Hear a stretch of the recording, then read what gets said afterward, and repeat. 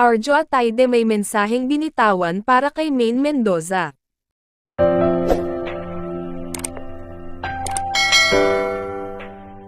Arjo Ataide may isiniwalat sa isang interview ukol sa kanilang relasyon ni Maine Mendoza na napawalang bisa na, Ogie Diaz ikinagulat ang nalaman.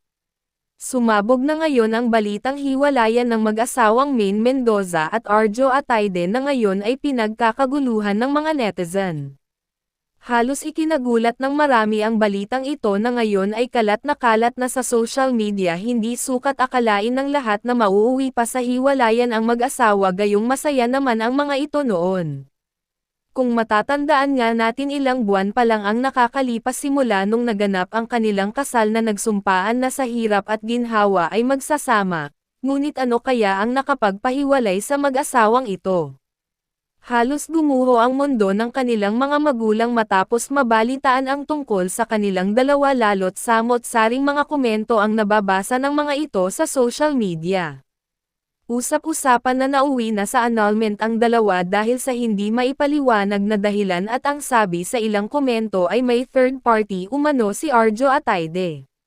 Ngunit ating abangan pa ang mga susunod na detalye tungkol sa relasyon ng mag-asawang Maine at Arjo na ngayon ay nauuwi na sa hiwalayan.